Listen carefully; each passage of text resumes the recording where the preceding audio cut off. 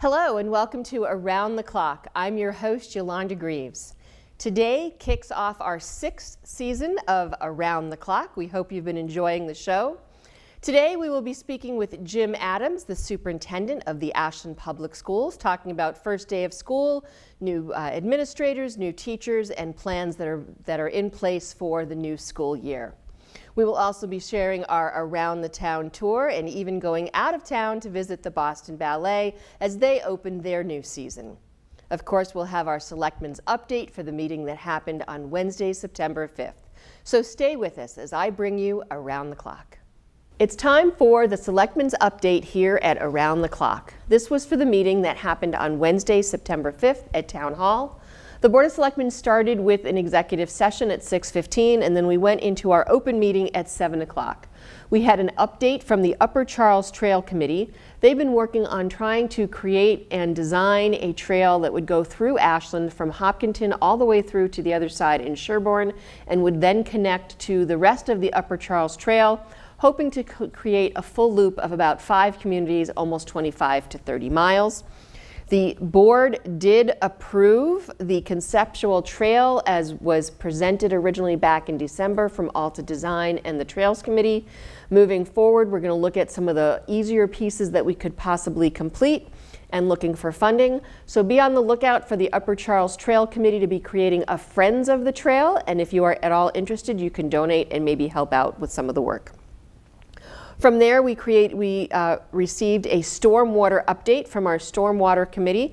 If you remember back in the spring, we were talking about a possible utility or enterprise fund to help pay for some of the new expenses that are going forward with the MS4 permit. This is a stormwater permit that is coming down from the state and federal level, and it is requiring our town to do a little bit more work that requires a little more time, energy, and funds. So we discussed it at our meeting. There was no vote taken, but we are going to do a little more research to see, is there a way to possibly do some of it within the budget, and or do we need to create this fund? And certainly if you have any thoughts, make sure you reach out to the Selectmen's office. From there, we discussed a review of a groundwater use restriction zone bylaw. This is in a very small section of town right on Pleasant Street. It follows the plume from the Nyanza over on Pleasant Street and the cap on Magunko Hill Road. No decision was taken. We are asking the committee, the Nyanza committee, to look at it a little bit more to refine who would make some decisions. From there, we reviewed our consent agenda, and we'd like to say a special thank you to Cynthia Shields, who was a member of our Open Space and Recreation Committee, but she has moved out of town, so we thank her for all her work. From there, we went into a discussion about the changing of the name of the Board of Selectmen. Apparently, we did a survey of about 50 towns. About a third of them have gone to Select Board. Members of our Board of Selectmen have said that we need to go to a more gender-neutral name. As being the only woman on the Board of Selectmen, I did not feel that was necessary. At this time, we have tabled the discussion. Again, if you have any thoughts or input, please reach out to the Selectmen's office. So at this time, it is staying the name of the Board of Selectmen. We then discussed a assignment of solar for Howe Street, and that was actually tabled, as was a revote of the home rule petition regarding our ARA, which is the Ashland Redevelopment Authority. We decided to break that committee up, and we do need to get some approval at the state level, so we're waiting for a vote to happen at the Massachusetts Senate. Once we get that vote through, then we'll take it back up as the Board of Selectmen. We talked about our Boston Marathon Invitational entries. At this time of year, we find out from the BAA how many numbers we get. We are getting 22. We give 12 to an organization, and then we have 10 available. If you're interested, make sure you get your name into the Selectmen's office to be drawn later in the year, and then you are then asked to raise $3,000, but then you get to run the Boston Marathon. We got an update on a dog hearing that we had back in August for a dog named Xena, who lives over on Corderville Road. Apparently, some of the work that was requested is being done. We had one follow-up as to the training of the dog, so hopefully we can find out that that will be moving forward. We then had a discussion and vote in regard to the number of members of the Open and Space and Recreation Committee. They were currently a 9-member committee. That was increased to 9 about 5 or 6 years ago. They had requested to go back down to 7 members, and that vote happened. It was a 3-2 vote. There were a few of us who felt that we needed to do a little more research, but the vote happened. So they are now a 7-member committee. From there, we talked about appointing someone else to the Public Safety Building Committee. We had 2 candidates come forward at this point, Brett Walker and Mark Larson. Both are very capable and very qualified. Brett had put his talent bank form in a little bit sooner, and so we went with Brett. We did ask if Mark is interested. He can certainly sit in on the meetings, and they will be having their first meeting soon. We then moved into town manager reports. We had discussed volunteer recognition, thinking of either a volunteer of the month. So if you do a lot of volunteering, don't hesitate. You may be selected to come and before the Board of Selectmen and be recognized for the volunteer work that you do. The actual process is still being flushed out. We got a quick update on Cadillac Paint. Most of the remaining soil that needed to be remediated has now been removed.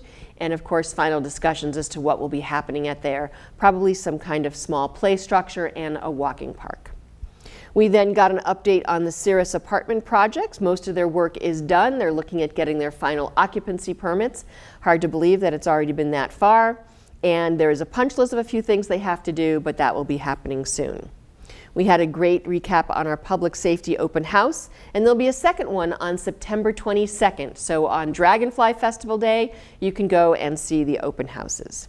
There was a bid improvement district meeting that happened. Also, we discussed the employee barbecue that will be happening on September 21st. We had an update by Jen Ball, our assistant town manager, on the Riverwork project. There's being some clearing of trees and some work being done over on Ponderosa Road. A couple of forums just that we talked about to let you know about. Tuesday, September 25th will be a downtown forum to talk about the downtown design. That's happening at the community center at 7 p.m. And then, of course, in October on the 18th, also at 7 p.m., we'll be discussing the different pieces of property that the town owns. We finished up a little bit after 10. We had a great meeting. Thanks for those who were there and participated.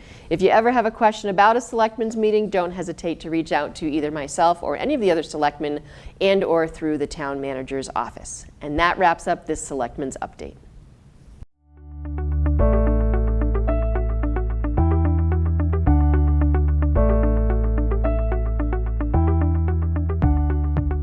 Welcome back to Around the Clock. We are here with a very special guest, Mr. Jim Adams, who is the superintendent of the Ashland Public Schools. Jim, welcome back to Around the Clock. Thank you for having me. It's exciting. Beginning of the school year. Now, what year is this for you? This is my 5th as superintendent, okay. 10th overall in Ashland. Wow. Yeah, it's gone by pretty quickly. So you've seen some changes in those 10 years. I sure have. It's the growth has been amazing. We've talked a lot about that within the community. We're growing. Still, we have 88 more students this year than we ended last year with. Wow. So it's we're still seeing some growth, but in terms of even the demographic, and it's been exciting. Yeah. I love the diversity of our community and how it's changed, and comes with challenges for sure, but it's pretty exciting. First day of school, how did everything go? Hot. Hot. The word is it's been hot. Yes. Yes, and today is no different with another 92-degree day. But it's gone well. I think without the heat, we wouldn't have anything to complain about. Well, there you but go. we need so something. We had to have something to Right, talk about and exactly. complain about. Yeah. So, but good, no, opening went good. fine. Yeah. Nice, nice. Yeah. Big initiative this year, our full day kindergarten for everyone at no cost. Yeah, it's exciting. I was actually with Michael Herbert this morning, and we were having a meeting, and he said he was he ran into a family, I don't know where he said, but he said they had paid for their kindergartner probably 2 years ago, and then this year they have one, and they were so thankful and expressed that to him, and I've had numerous parents reach out to me and say this. You may not think $4,000 means a lot, but it really does to a family and their income. And Well, and as we've discussed, by allowing all of our students that are Absolutely. kindergarten age to go for full day at no cost, it levels the playing It field sure does. for those kids who maybe didn't do preschool. That's right, and I think we tend to forget that, right, that we have students who can't afford preschool, and they're not, preschools are designed quite often, and the integrated preschools for students with disabilities. Well, then you have to have what we call a typical child in there. Right. And a lot of those families these children are not special education students. Right. And they can't afford it. Right. And so it does. It really does level the playing field, which is great. And how many kindergartners do we have? As of this morning, 226. Wow. Yeah. So it's the largest class in the district. Okay. Followed by a secondary class of 224. But it's our new norm, I would say, is about 210 to 215. I was just going to say, I mean, certainly 15, 12 years ago, even 10 years ago, we saw those spikes of over 200, but now we're certainly seeing that it's in consistent every class. now. Yeah, it's consistent. I think when I started 10 years ago, our average class size was about 175 at the high school. Right. Currently, we have three grades over 200. Our largest increase was actually at the high school this year, freshman class. And I think the Marion closing down impacted it. We took fewer school choice students, so we know it's not that. But it's been pretty high growth, about 35 Fortunately, students. the high school was certainly built to accommodate it. Right. But one of the discussions that is happening now is the MNDIS feasibility study, looking at what's going on. So what's the status of that project? So it's been a pretty quiet summer, as you know. You participate on the building committee as the vice chair, and we went in the summer to have a conversation about our enrollment and what the expected enrollment is going to be at MNDES over the next really 8 to 10 years. And because no project's going to move forward, really, it's going to be 5 to 8 years before we even put a peg in the ground, if you will. But that being said, we have to do our due diligence to look at what our growth will look like. And so the summer we spent some time with the MSBA talking about our enrollment, and just today I finally sent off the form that said we certified that our enrollment is going to be what we project it to be. They actually increased the numbers for us after that we was went a positive in. to see that they took the input that we gave them on the possible increase in those numbers. Yeah, and they don't always do that. Right. And so our next step will be hopefully in October, November to be invited back into the MSBA for a meeting to be invited into the feasibility stage, which is what the town approved for funding last May at town meeting. Right. And we haven't spent any of that money yet because we're not in the and the timing of that is we really wouldn't even start that until January. Correct. That's right. Yeah. Okay. Yeah. So new year, other than the kindergarten initiative, any other big things or things that people might be interested in? I don't know about big. I think we're in year 2 of our school start time change. How's it going? It's going well. Some kids may disagree with me, but I think we adjusted our middle school by 5 more minutes to be in exact alignment as it used to be, actually. With the high school, right. There was a 5-minute gap, and we adjusted that this year, and what we've noticed is early on, our buses are running much more smoothly and efficiently. Good. And good. There's still a lot of traffic in town, so that'll iron itself out over the next couple of weeks. Yep. We've been fortunate, starting October, we've hired a new director of counseling and social emotional learning. As you know, which is a big initiative. It's a huge initiative, and trying to have someone come in and really understand our entire counseling department. And that doesn't mean, we're trying to move away from the term guidance, right? Even at the high school, they're counselors. Part of their job, a third of their job might be working with students in their academics and getting them into college, but dealing with social emotional experiences, looking at students who have needs outside of school, so working with our school adjustment counselors and our school psychologists. So having one director really completely pre-K through 12, being able to look at that, then design the proper curricula is really exciting.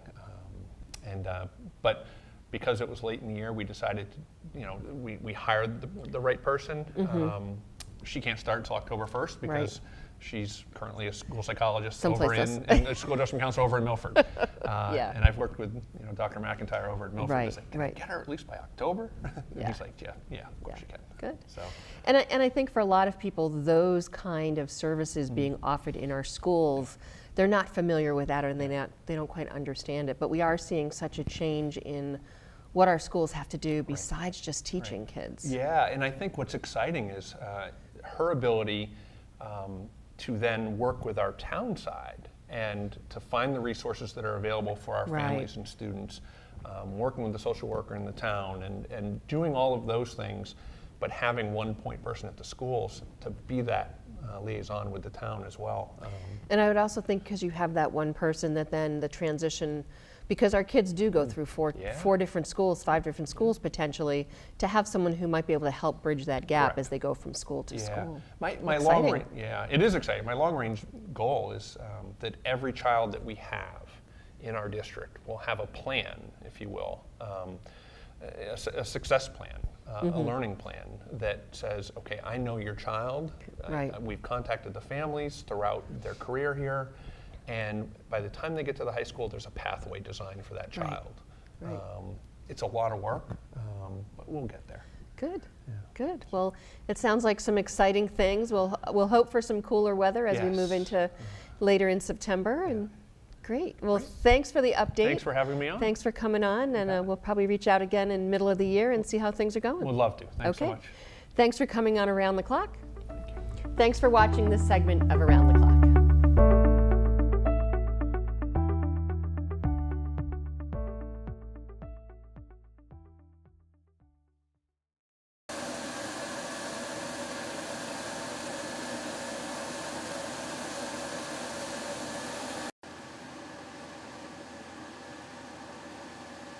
Well, right now we had a major pipe failure, so it lifted up the road. The water pressure was strong enough to lift up the road. Once they shut it down, the water subsided.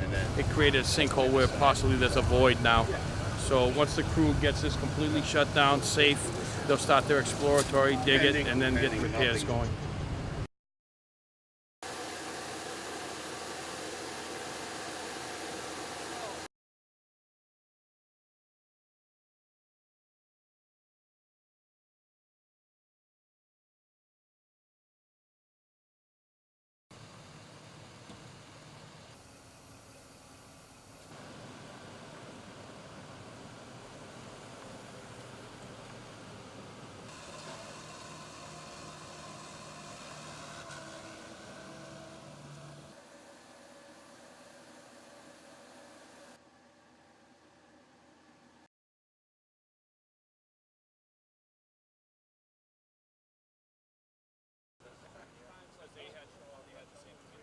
Well, it's time for our Around the Town tour. We were ending summer and it's still continuing. We have a couple of great stops for you, a couple at the farmers market, and then we're also going to be going to other places in town and out of town. So let's start at the Ashland Farmers Market at the Stephen Buchanan Bandstand. There was a very special guest on the Dale Show. Mike Herbert, Ashland's town manager, stopped in to play a song with Dale and his brothers. For many of you who don't know this, Michael was actually a student at Berklee College of Music before he changed to move into municipal administration. We are thankful for his change because he has been a wonderful town manager for the town of Ashland. Let's take a listen.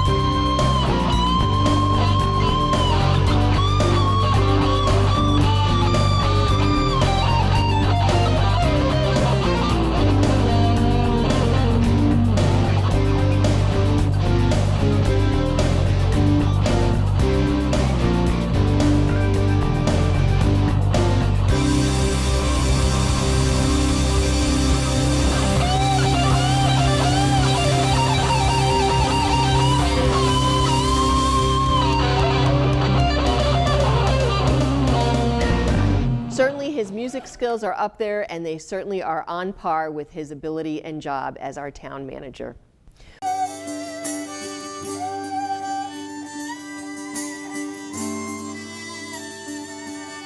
From there, we're going to go back to the Ashland Farmers Market, and one of our own, Charlie Giajario, had his band performing at the Ashland Farmers Market. Here and around the town, we always love to share music and arts, and this performance was another good one.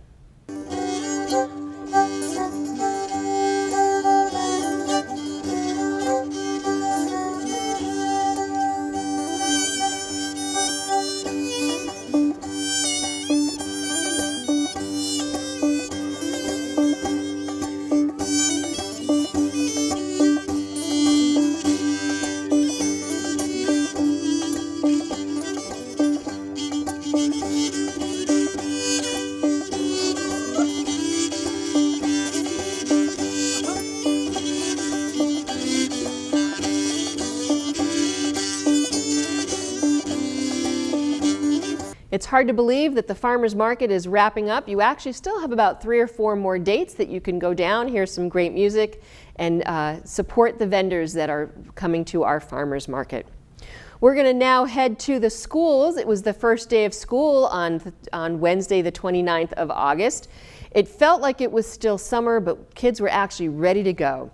We had a stop at the Warren School to see some of the youngsters and the youngest starting their first day.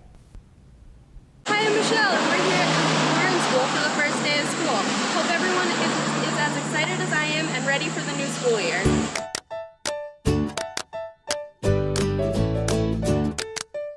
Hi, I'm here with the new assistant principal at the Warren School. So, are you very excited for today? I'm very excited. Not only is it everyone's first day, but it's also my very first day in Ashland, and I couldn't be happier to be here. I'm looking forward to meeting everyone in the Ashland community.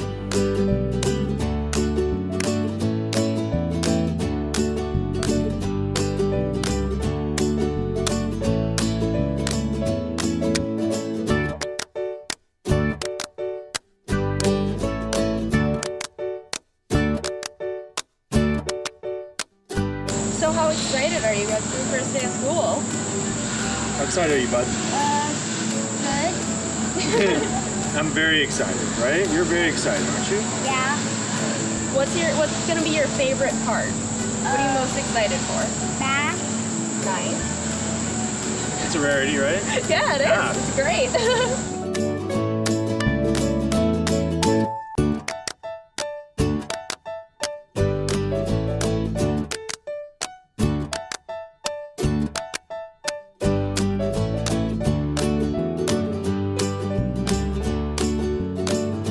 We're here with the principal of the Warren School. Are you excited for the new school year? I'm very excited. I had trouble sleeping last night. I was so excited for the children to be back today. Looking forward to seeing all of our first graders, our second grade friends, our new families, and also today and tomorrow we have our kindergarten coming in with their families to learn more about their classroom in our school. Well, that sounds great. I know when I was going to school, I had the same thing. I was too excited. I couldn't sleep. So, well, have a nice day. Thanks, we're excited about it.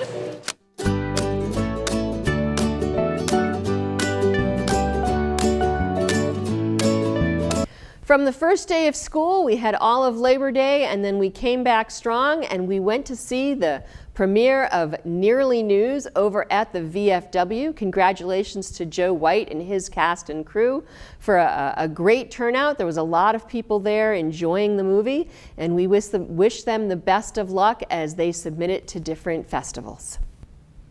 Let's take a little bit of a look.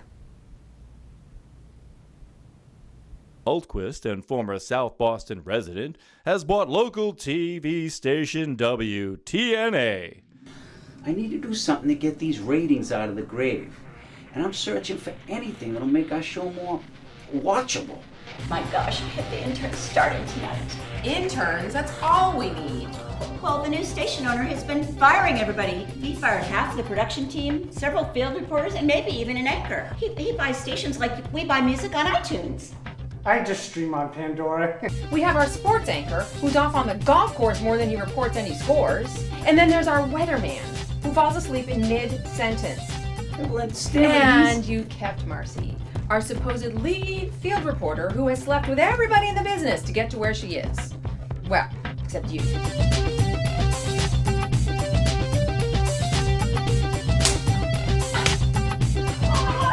You know, Kaylee, I'm not too sure about this internship. We're fortunate here at WACA to be able to support and work with some other artists. Joe White and his group, you might have noticed some of those locations were right here at WACA-TV and then Stone's Public House. So they're keeping it local in Ashland as they made this movie. And again, best of luck to Joe and his cast and crew as they take the movie to different festivals. We're now going to head over to Sherborne. They are a smaller community, but they have a lot going on. We are going to head to the Sherborne Brew Fest. This is sponsored by the Sherborne Business Association, and it is a fundraiser for their Community Action Fund Grant program.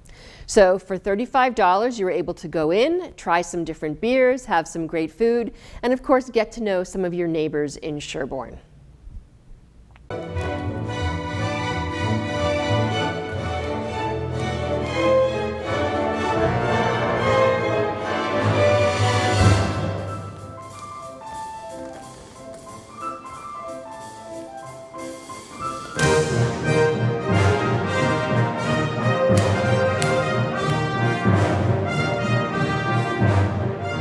Well, just as Around the Clock is kicking off a new season here at WACA-TV, Boston Ballet is kicking off their 2018-2019 season.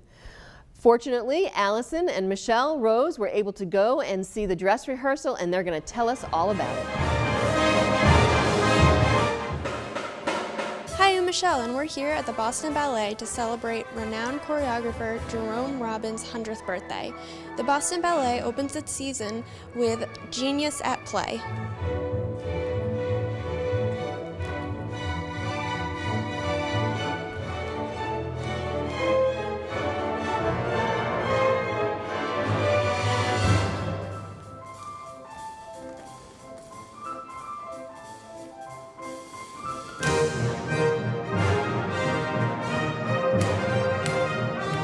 The show consists of part of Robbins' first choreographic piece, Fancy Free, which sets the stage for his signature theatrical style.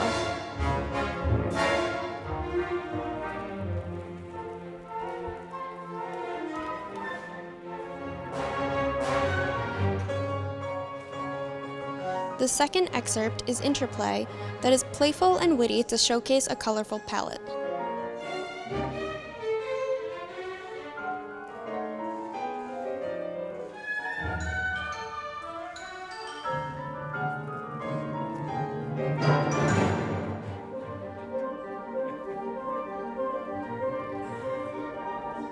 The last excerpt is Glass Pieces, which is one of his later works to capture busy metropolitan life.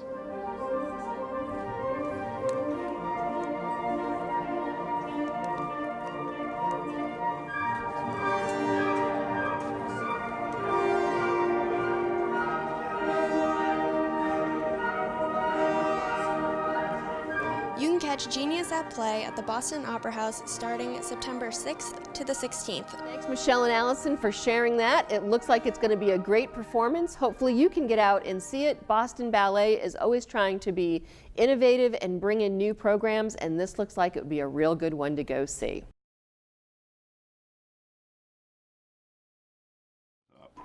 Ashland control to all units. Stand by for a moment of silence.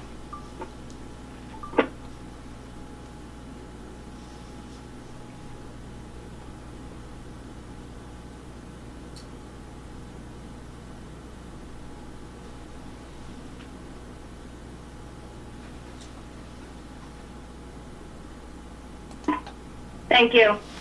We would like to take time to remember the loss our country has had since 2001. On that day, 2,606 Americans lost their lives from a cowardly attack. Among those were 343 members of the New York City Fire Department and 71 law enforcement officers. Since that day, we have also lost 6,828 brave Americans who have died in Afghanistan and Iraq, trying to keep this war away from our homeland. We thank you all We miss you all, and we will never forget you. All Ashland units are clear.